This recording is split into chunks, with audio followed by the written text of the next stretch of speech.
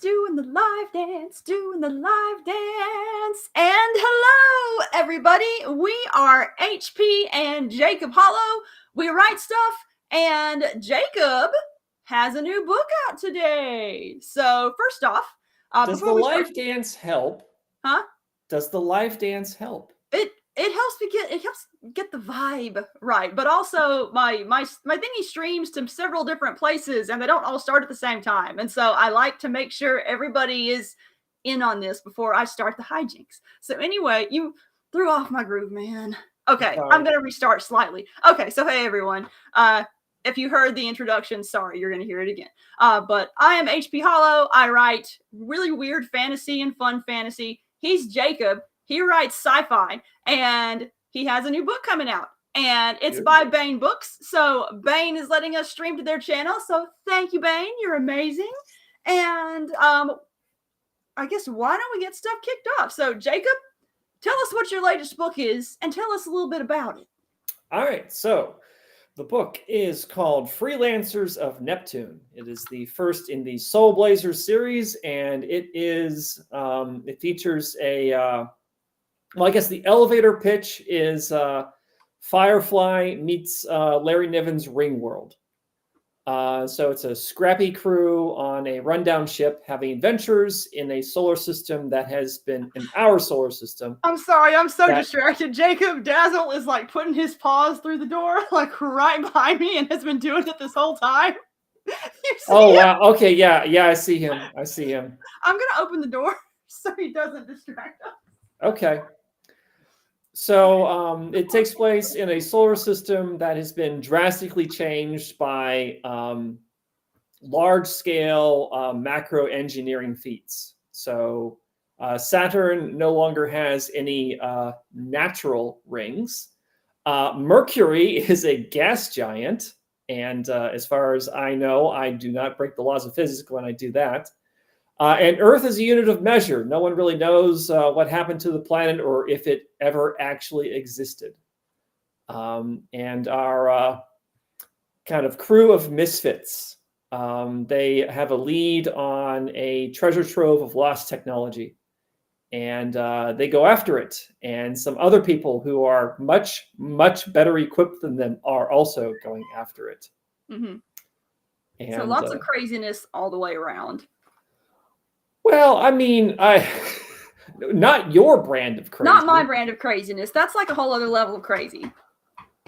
I mean, I think that's, okay, I wouldn't call the book grounded, but I do.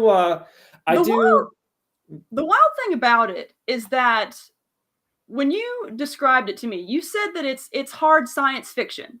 Like as far as I know, as far as I know, I do not break the laws of physics once in it. And yet, it gets pushed in such interesting ways that it, not to say that it feels like a science fantasy, but it definitely feels like just a fun, pulpy sci-fi adventure. Like, it's not a big old, let's have some numbers in a space battle kind of sci-fi. Yeah. They're like, let's have some pew-pews in a space battle kind of sci-fi. Yeah, I mean, there's some numbers here and there, but for most part, it's about the scale and the spectacle and the characters and, so one of the things that I do in terms of the kind of deep lore of the setting is that there were these 5 super AI caretakers of humanity for tens of thousands of years. And it was basically this age of ultimate wish fulfillment. Humanity would say, hey, could you make a habitat and make it like 0.3 Gs so that we can have dragons? And by the way, could you genetically engineer some dragons for us? And the AIs would be like, sure, yeah, we can do that. If you've got the extra materials left over. Because not only were they, super, super intelligent, but they also were involved in star lifting, which involves exciting the surface of the sun. The sun ejects matter, and that matter is collected. And while the sun is, mostly hydrogen. There's actually a lot of heavier elements in it. And if you're star lifting, you can basically get as much matter and energy as you want if you have enough time to collect it. Yeah. So if you're talking about super AIs and they're basically going around fulfilling everyone's wishes and they have as much mass and energy as they could possibly want, well, you're going to end up with some weird stuff. Yes. And I would like to talk about some of that weird stuff. But yes. before we get into the weird stuff, I do have a few little announcements. Ah. First off, if you're in the chat, welcome. We've already got an active chat. Froeby, by the way, hello again, Froeby, is in the chat saying, and this is an awesome book. And Michael Lawson also, hi. Just finished Freelancers last night and enjoyed it very much. I'm looking forward to more in this series. So thank you guys. We're glad you're already enjoying it. It's only been out, a few days. Yeah, it came out, what was it, Monday, I think? Yeah, no, Tuesday. Yeah, Tuesday? I have lost complete track of time. Yes, Tuesday. Well, yes. we both lost complete track of time because of the hurricane. Oh, yes. So, by the way, I actually meant to lead with this and completely forgot to. So, we've had a whole bunch of readers contacting us over the past week, asking if we're okay, if we made it through, if we're safe, because we live in upstate South Carolina. And so, first off, I wanted to thank all of you for getting in touch with us. We are okay. We had a rough week there. We were out of power and internet and all the things for a pretty good length of time. I've lost all track of time. But the two of us especially were immensely lucky in that the only damage we had was literally a leak. And so what we're seeing just an hour north of us though is excuse me. We also had one small hole in the house. Where did we have a hole? On the side, the garage door side of the house. I don't even remember that. That's all you. Okay, well, it's been plugged. Okay, so apparently we had some damage that I didn't even notice. But anyway, what we're seeing, we were very fortunate that we were missed by what happened just an hour north of us. But Western North Carolina is struggling right now, you guys. A lot of people around here are basically, we know how lucky we are, and we're paying it forward by contributing to donation drives. And a lot of churches and organizations, like even one of my favorite coffee haunts put together a donation drive and is driving up to help up there. And so I just wanted to say that if you have local organizations that are doing such drives to help out Western North Carolina and the area of Tennessee that was hit and Florida, please do donate because they need all the help they can get up there. But now back to happier topics. Yes. So thanks to those of you who are in the comments. JB says the live dance thing is funny. I love my little live dance. Like, it feels weird when I don't do it. And Jamie also says, Michelle and the kitties say hey to Dazzle. Okay, now my actual announcements. So you guys know the drill. We give away books. And there's also some extra stuff going on with this one. So first off, my first little link that I'm going to put in the chat here. If you are already fascinated by this book and just want to read it, there's the link to it. If you would like to try to win a signed copy of Freelancers of Neptune, that is also about to be in the chat. But also, we did a special promotion for the pre-order of Freelancers of Neptune where we gave away these little pre-order packs. And I have a handful left over. And so we're going to be giving some of those away too. So if you happen to like this nice shiny foil bookmark or this nice shiny foil sticker, or most importantly, this is my favorite, the Beanie coffee coaster. And we will be talking about Beanie. I love me some Beanie. If you guys have not met Beanie, oh my gosh, you need to just read the book. But anyway, we are also giving some of these away. And I am putting the link for that in the chat as well. I've actually been really surprised by how popular Beanie is. Beanie only appears in two or three scenes. This is a book that has an ex-space pirate cat girl on the cover. Oh, yeah. Speaking of whom, so all the links are in the chat, you guys. Go click on them and do stuff with them. But I want to talk about the characters. And you know what? May as well start with the cat girl because look at this. Like, Sam Kennedy understood the assignment when he did this cover. Like, for real. I mean, look at this thing. We always get really good covers from Baen, but this thing is just like, oh my gosh. I love it so much. It's like, yeah, the book sells itself with this thing. Okay, so tell us about the cat girl. So the cat girl is Vesini Sakari, and she, as I mentioned, she is an ex-space pirate, and she grew up in a low-tech habitat. So there's sort of a just really broad brush categories that the various scattered elements of humanity after all the AIs either left or were destroyed. No one really knows. I mean, okay, I know, but the reader doesn't know, and the characters in the setting don't know. So she grew up low tech, and that means essentially that the people there, they don't have any space travel. They don't even have heavier than air flight in their habitat. But she joined up with a group of ne'er-do-wells who did have a spaceship, and so it's like, hey, I want in on that. And so she sort of like bounced from job to job to job, and ended up meeting one of the other characters, a kind of more straight-laced engineer sort. And together they figured out that, hey, one of the artifacts that are in her habitat is linked to basically a massive treasure trove of lost technology. It's like, maybe we should go get that.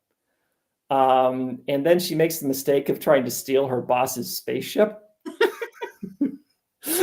And her boss at the time is, okay, so at that point in time, she is not an ex-space pirate. She is actually a space pirate. And so she steals the ship from her space pirate boss. And as you can imagine, this is not a good idea. It makes for a fun chase scene, though. Like, her introduction is one of my favorite things in the book. So she is not a straight-laced character. She means well. She has a good heart. And I would say that's something that the main cast of characters, the main crew, they share. They all do have good hearts, and they all do mean well, even if they occasionally step wrong, as Vesini does in a few places.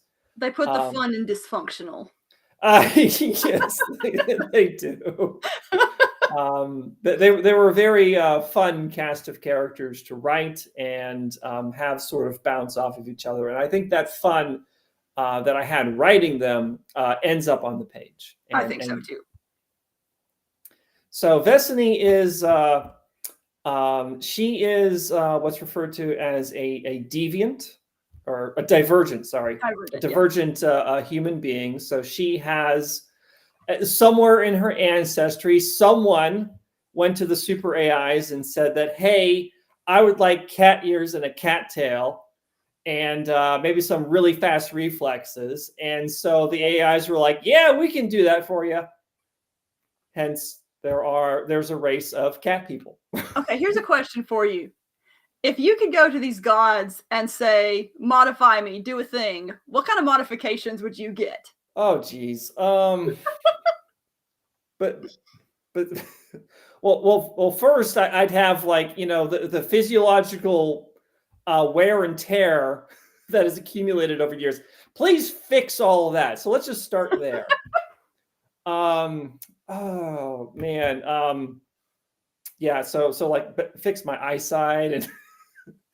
Oh, but I got to pick something fun. Yeah, that's boring. You got to have fun with it. Yeah. Geez. I don't think that I would look particularly good with cat ears, so we could find out. I have like a shiny cat ear tiara somewhere in my writing stuff. I could find it. You can put it on for the show. No, we're not going there. I'm not going there. You're probably very lucky that it's actually very buried. I see a few. Is that a suggestion in the chat? Anyway, wait. More wombats. Yes, we need more wombats in the universe, Jacob. You got to put that in book 2. Laser nostrils, Tim. You have the best ideas. I love it. Laser nostrils, actually, I could do that. Like, can you imagine just being out and annoyed by someone and they just won't stop talking? And then I just go, and lasers come out of my nose. Like, they have to take the hint then. Yeah. I would absolutely laser sneeze on people. Yeah, I'm not entirely certain what I would go with. Probably I would probably end up doing something like what the Jovians do. Where so in the setting you have three kind of superpowers. So you have the Neptunians, the Neptunites, the Saturnites, and the Jovians. And they are sort of incremented in terms of weirdness. So Neptune is supposed to be like, these are people we can relate to. And so the main character, Nathan, is from Neptune. Normal. The quote unquote normal.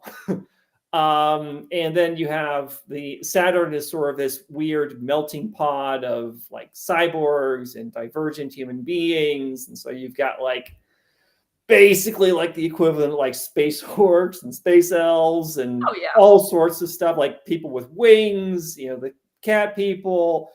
I love how there's this very, very subtle sort of D&D lit RPG vibe about it. Like it's not very prominent.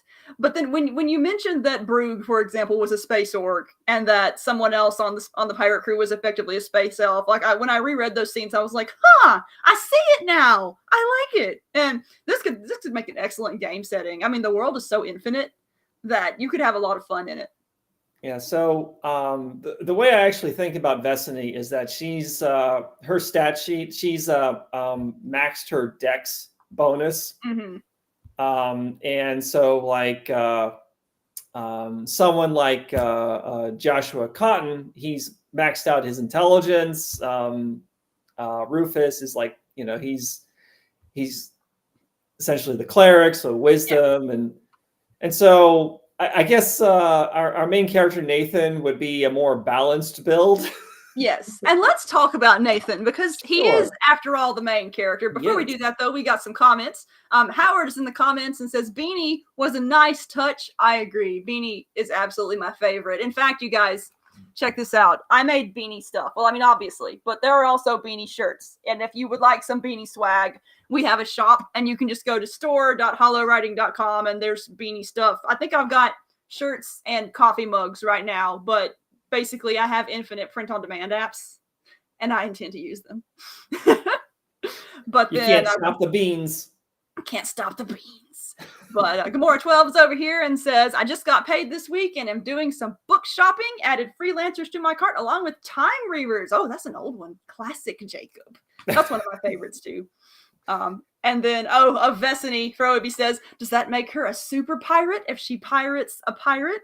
I think Vesini's a super pirate either way. Like, she's super cool, but yeah, she does do some piracy too. And then Jamie comments that good-hearted rogues would be the I aim to misbehave Firefly showing through. Absolutely. Let's see, did I miss any others? I'm just going to put laser nostrils up here again, because laser nostrils. I love the laser nostrils. And Tim is back and says, the universe needs a bar in space filled with keyboard spacebar shaped cyborgs in space. I love it. Okay, so Nathan is kind of your very tired, just wants to get some dang money and fix his ship kind of captain. He's got a little snark. He's got a little bit of an attitude. I like him because he's definitely the hero, but he's very relatable. He's a very relatable, down to earth kind of hero. He's just trying to make his way in this weird universe. And so there's a scene that I think exemplifies sort of the chip on Nathan's shoulder. So it's a scene after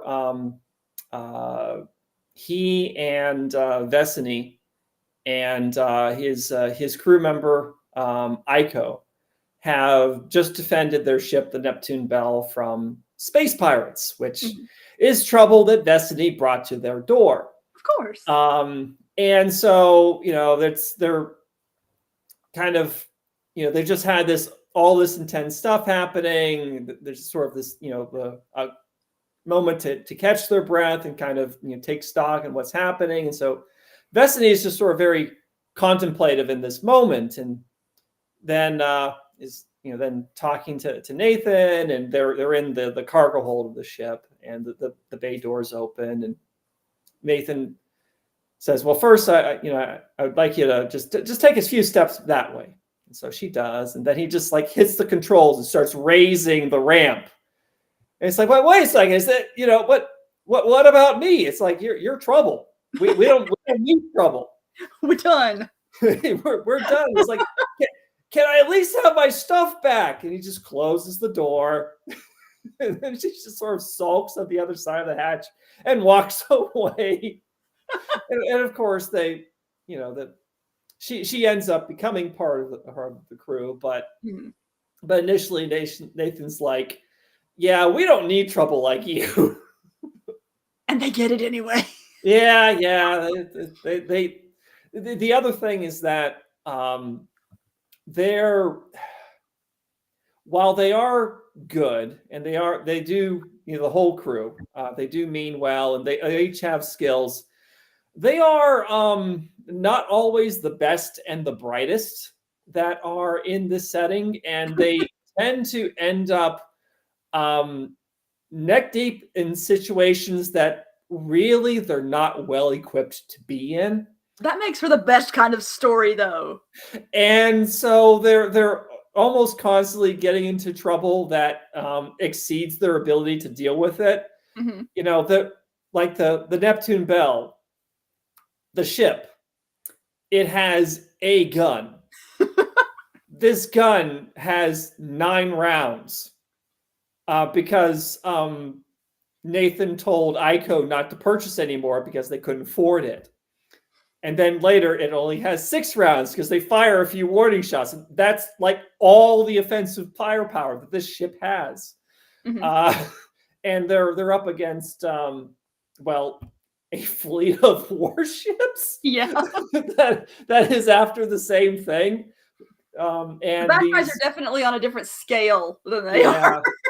Warships and elite, synthetic commandos that are just completely decked out with top of the shelf weaponry, and you've got just this scrappy crew of the ship that can barely work sometimes. While we're on it, let's talk about the bad guys, because first off, they're really fearsome, and I really love the Jovian quote unquote race in general. Like, it's a really cool concept. So explain the Jovians and then explain the bad guys. All right. So you have the Jovian Everlife, and they're essentially supposed to be on the weirdness spectrum. They're the far end of the weirdness spectrum for this setting. So they are organics that have transitioned to a synthetic state, and they have multiple bodies. And so you have multiple versions of the villain on this fleet of warships, and one of them is in charge at a time. He's called the Apex, so they download their personas into different bodies, and then they upload and kind of reintegrate their personalities on a regular basis, so that they're all basically the same version of them. It's sort of like a refreshing or updating the version. So that's kind of weird. I'd absolutely love to be a Jovian, though. Like, could you imagine how many books I could write if there were like 30 of me? Yeah. That actually sounds kind of exhausting. You'd be tired of me in a day. Well, there would be 30 of me to edit your stuff. Oh, this is true. So it would all work out. And I say all 30 of me would be productive, but at least 20 of me would be catching up on my Netflix queue. Like, I would not use this power responsibly. So one of the things that so there is a Jovian crew member on. Yes, we need to talk about Aiko because she's my favorite. Okay, so Aiko is a Jovian. She has multiple bodies because of the state that Nathan's finances are in and the kind of trouble that they've gotten into, she's down to her just a handful of bodies. And one of the reasons why Nathan is upset at Vesony in the scene that I mentioned is because, well, Aiko lost another body and they're running out. It also allows me to sort of play with that character's death scenes because she's got backups. And so like there's a scene where, you know, she gets shot and she's just, you know, her that particular version of her is just on the ship's ramp, just, you know, slowly losing power. And she's just thinking to herself, it's like, dang it, not again. Her death scene on the Nekoan planet is probably my favorite, though. It's just, it's so kick butt. I love it. It's like 80s action movie worthy. Yeah, it's the one moment that I'm thinking of is that she has a they're up against these marauders, and she gets like this ultrasonic spear thrown through her, and she's got this thing stuck through. She goes to one of the Nekoans, who, you know, the cat people, and they're low tech. They don't really understand a whole lot of what's going on, and so she's just got this, you know, this spear shoved through her. And she turns to the guy. It's like, be honest with me. How bad is it? and then she just pulls it out and chucks it at the cyborg marauders coming at them. So. Yes, it's such a fun scene. All right. Oh, we got more comments piling up here, so I'm going to go through the line here. So John Piper says that Beanie needs to offer Irish coffee next time. That's actually a good idea. And we have plans for Beanie, you guys. Beanie is actually a very large part of the plot that I have planned for book 2. Oh, yes. I have to get to it. I've got a lot on my plate, but... Oh, yes. We can talk about your plate at the end of this. Yeah. We're talking about freelancers right now. We can talk about my plate later. Pirate R squared. Oh, Reese is in the comments, says the universe is a cheeseburger. If you do not understand the context of that, you should absolutely read Time Reavers. Technically, is it a hamburger in the series? It's been years since I've read it. I believe hamburger, but yeah. Hamburgers are a recurring theme in our books. Gamora12 has a good question. So Freelancers is kind of something of a system apocalypse story without the lit RPG system. I think the way I pictured it, I think Freelancers is post-apocalyptic in the same way that Adventure Time is post-apocalyptic, because it's a weird thing happened, but it's a long the setting is a long time later, and things are awesome as a result of it to a certain extent. And if that makes any sense at all, it's I wouldn't consider it an apocalypse story, but it's definitely a series. I mean, it's a story that happened after some sort of weird reset happened. Yeah, I mean, there's so the setting's like 50 plus thousand years in the future, and about 4,000 years before the events of the novel, there is a societal collapse that takes place. The AIs are gone. So these caretakers that have just been basically taking care of everything for humanity, they're gone. But all their, or not all, but a lot of the tech that they built is still there. And some of it was designed to be safe for humans to interact with. Some of it was not designed with human interaction in mind. It's so powerful and so dangerous, the AIs were basically just keeping it to themselves. That stuff's still around. So what you have is essentially these societies on the three, they're on orbital rings around the three gas giants. And they are starting to venture out into the solar system. So it's an age of rediscovery and high adventure is how I like to characterize it. And a lot of danger. Oh, yes. And Melissa's in the comments and says, hey, I made it. Hey, Melissa. And then Howard actually has a good comment that was going to lead to my next question, which is I found the darkness and evil of the villains to be somewhat jarring with the rest of the tone of the book. Now, that's how there are some tonal shifts in this setting. I just can't help myself.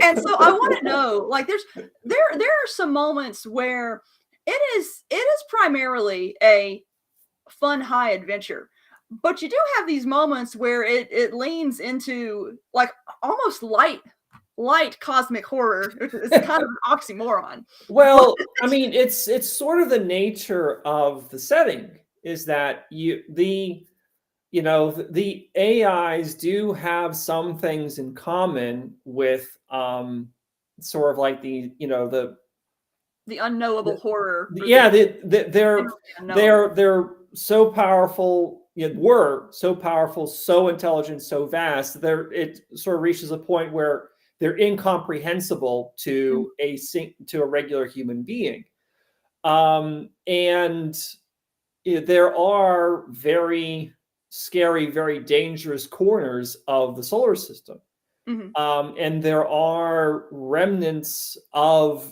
either the AIs or their handiwork that aren't in a good state, in that they are perhaps following their last the last commands that they received. Thus the back of this. It's not really showing up, but flesh and metal for the wound. And they're not going about it in a way that is conducive to human survival in close proximity to them.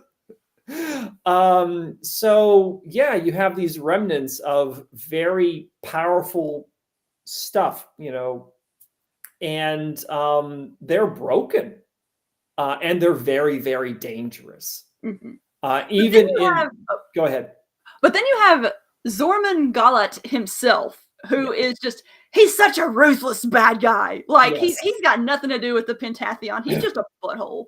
Like, well, he is, I mean, he is a he's how to best characterize him. He's just he is ruthless he's ruthless in the pursuit of his goals.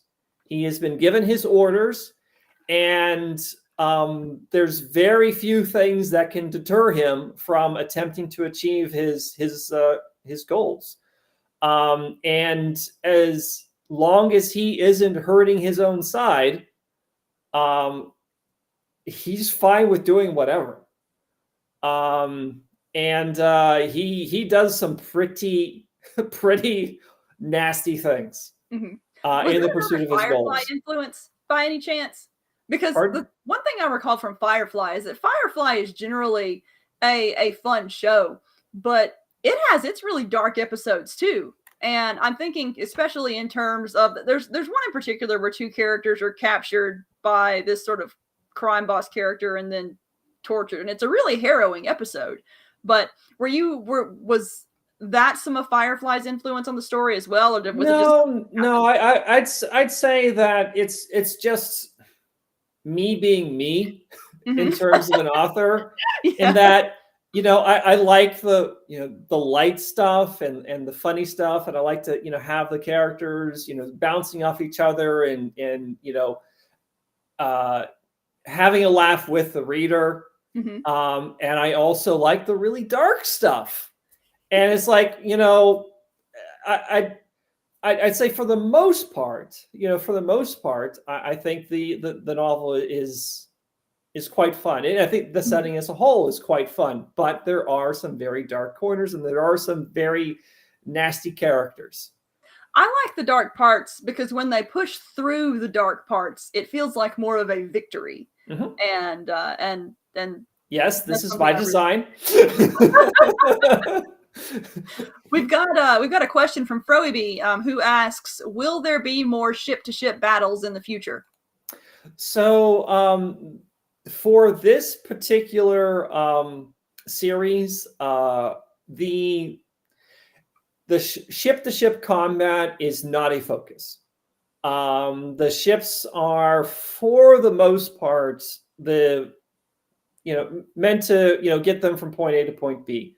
That said, people who have read the book know that the crew is in a better spot in terms of the if ship to ship combat happens, they are better equipped to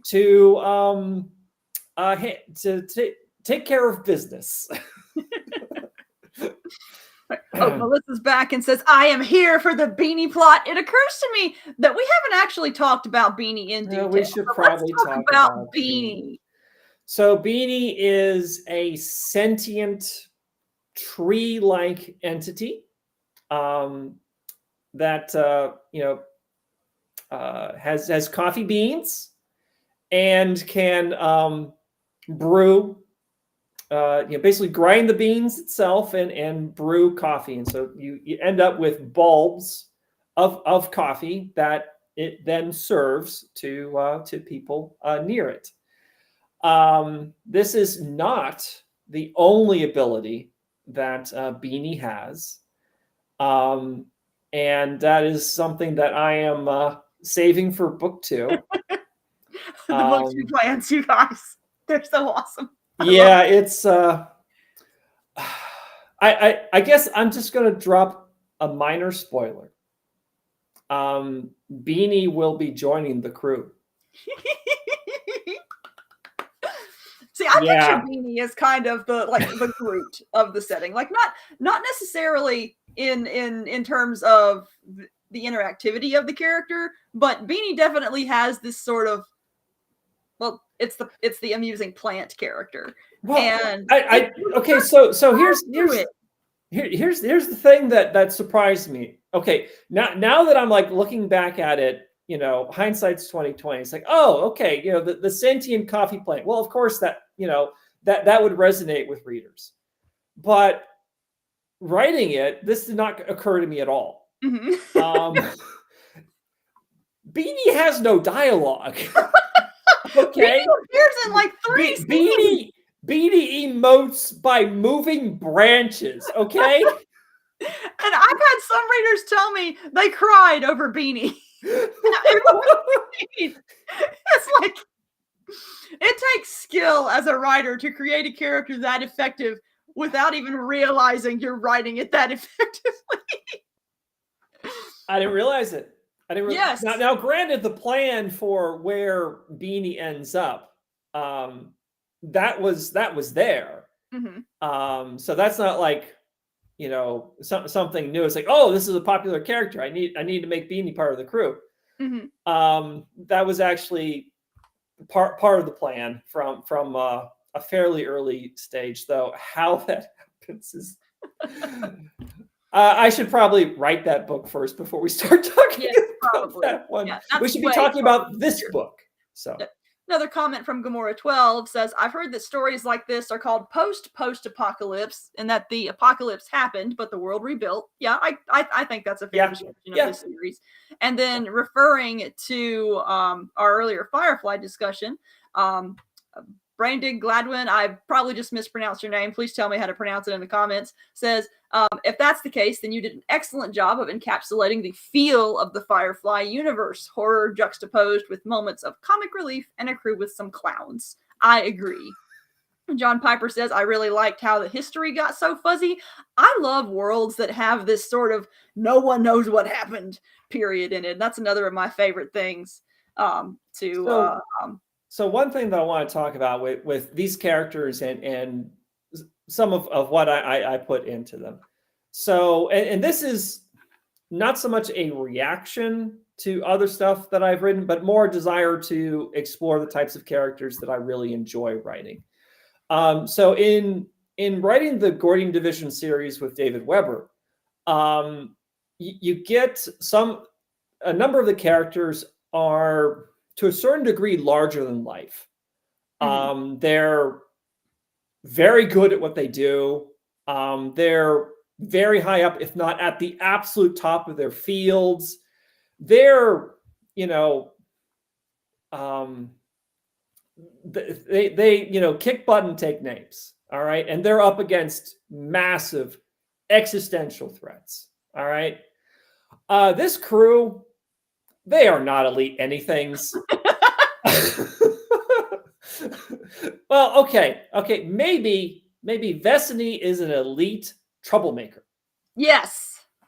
Accurate description. So that might be something that, you know, this crew is elite at. But other than that, they're just in over their heads.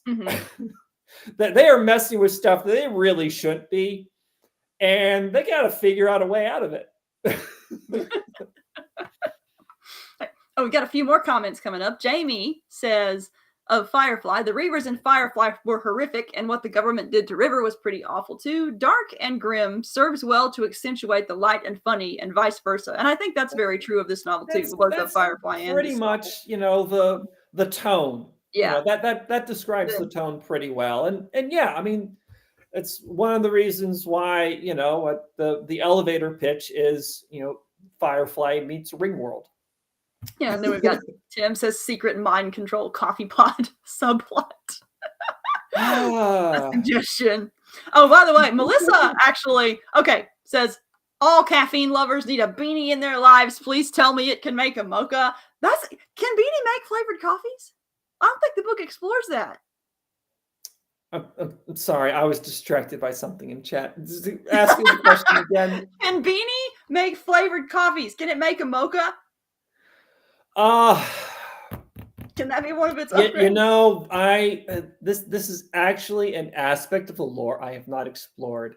I guess in my head, there's like a particular beanie brew. And it's just a very, very good one. And beanie just can probably make some variations. Yes. But it's not like you're going to get like a mocha out of beanie. You'd probably have to add stuff after the fact to the this has the coffee pod implications. So okay, you guys have fun with this in the chat. So coming up on October 26th, we're going to be doing a group signing. It's going to be me, Jacob, David Weber, and Jason Cordova. It's going to be at the Tangled Web Comic Shop in Spartanburg. So come and hang out with us. But the thing that's relevant right now is they have a coffee bar, and I am coordinating with them to create a drink called the Beanie. And they have so many flavors available that I cannot pick what is actually going to be in the beanie. We have narrowed it down to some kind of bold flavor. And so I'm going to leave it to the chat. What kind of flavors would be in a beanie latte? You have a thought, Jacob? You don't drink fancy coffees that often. Yeah, I mean, I don't really have too much of a thought there. Well, yeah, you're the coffee drinker. I'm the coffee person. That could be a whole podcast, but yeah, okay. So anyway, if you guys have any beanie coffee suggestions, put some flavors in the comments. But let's see here. So what do you want us to talk about next? All right. Well, let's see here. We've talked about a lot of the main characters in the cast, but we haven't talked about some of we haven't talked about the rest of the crew. So we've got Joshua Cotton and we've got Rufus. And Rufus is especially cool, but I like Joshua as well because he's all part of Vesiny's trouble. So let's talk about Joshua first. All right. So Vesiny and Joshua, they have sort of this yin yang thing going. So he's fairly straight laced. He's analytical. He understands the technology of the setting as well as most people can. To a certain degree, they don't understand how things work.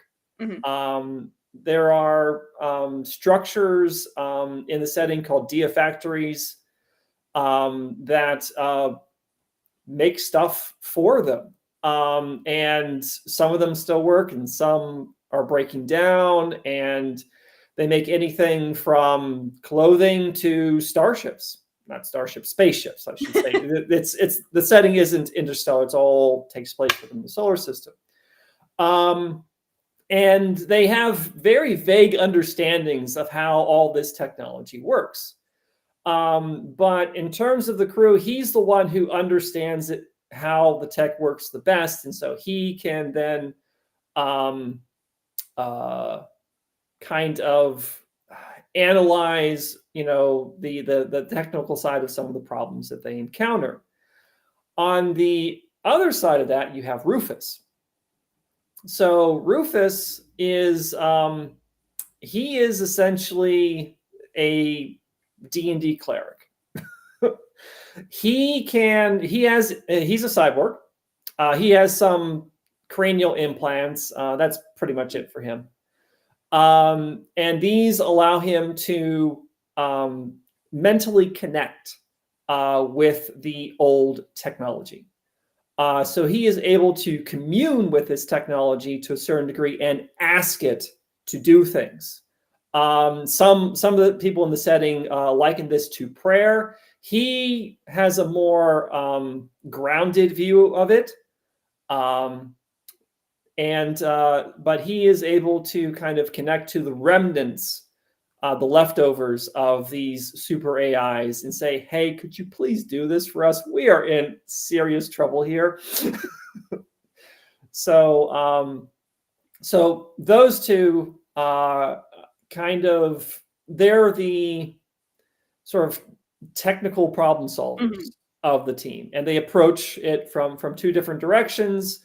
And they sort of allow the party to deal with some of the problems that they are just simply not equipped to handle, to be perfectly honest.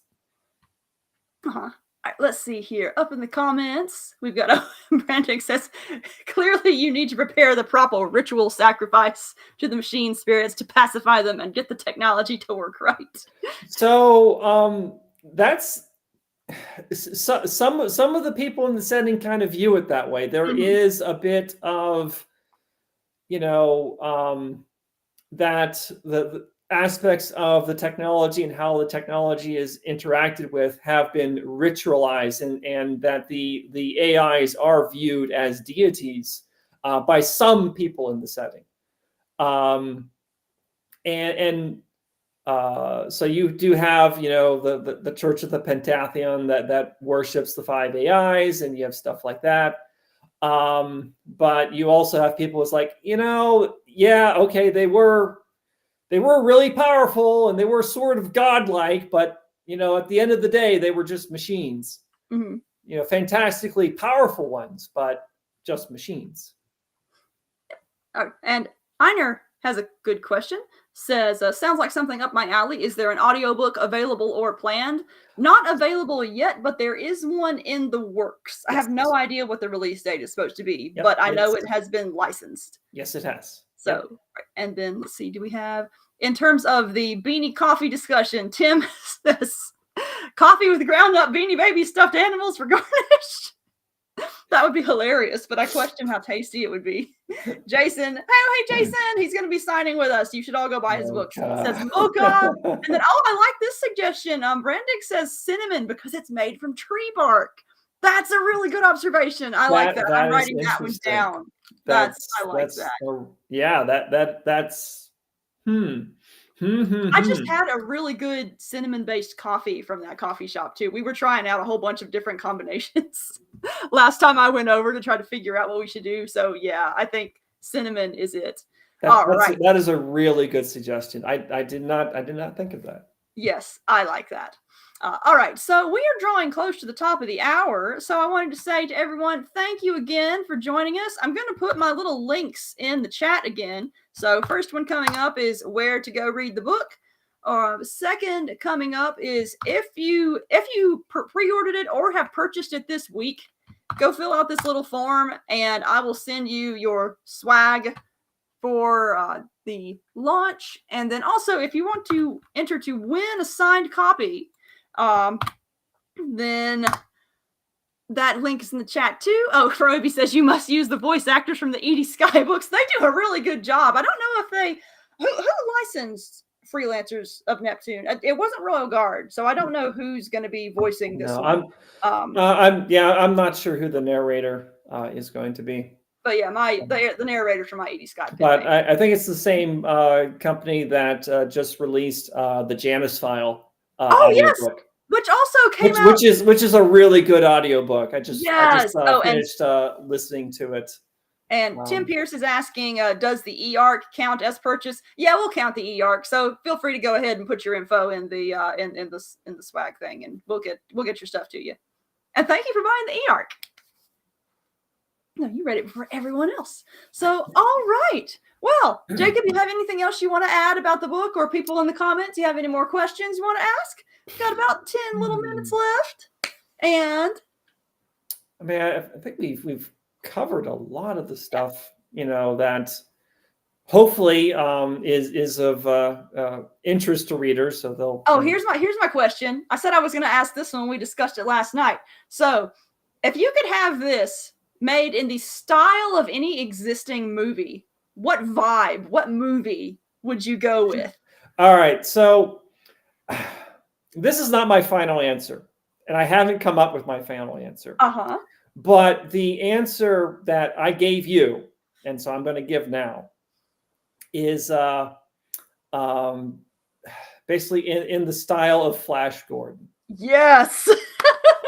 I mean, it's not the first thing. That movie is just so fun and so colorful, and it takes itself just seriously enough. Yes. Oh my God! I mean, I love that movie. I love Flash Gordon.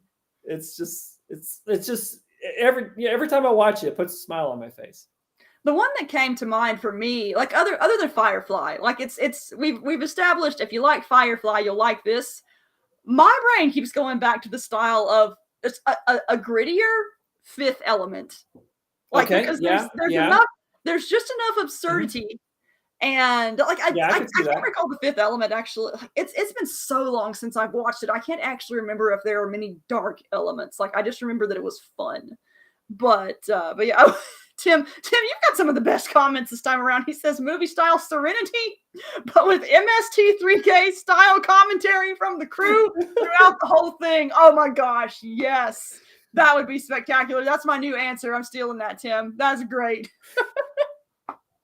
Oh my gosh, yes. All right, so let's start wrapping up here. We know we've got the signing coming up. It's October 26th, the Tangled Web in Spartanburg, South Carolina. You know something about that, which ties into one of our recent podcasts. Yes. October 26th is Helldivers Liberty Day. What does that mean? I don't know. Okay. I just know it's important in the lore, and we're probably going to get some cool stuff in the game. Oh, hey, John Piper's in the comments, and I want to start an argument with what he said. Cowboy Bebop. Jacob swears that this novel is not inspired by either Cowboy Bebop or Outlaw Star, and I say you are lying. Because when I read this thing, like, it was just radiating both of those. Like, Nope. You cannot convince me that you did not write this without some anime influence. Nope. And I just yes, anime influence, but not those two. Oh, I know, but it's just I literally the first time I read this draft, I pictured Vesini as Aisha Clan, and that's what she looks like in my head. Seriously? Like it was. I was on my second read before you told me before. Yeah. Though I would say that the version on the cover versus the version in my head, she has more fabulous hair on the cover.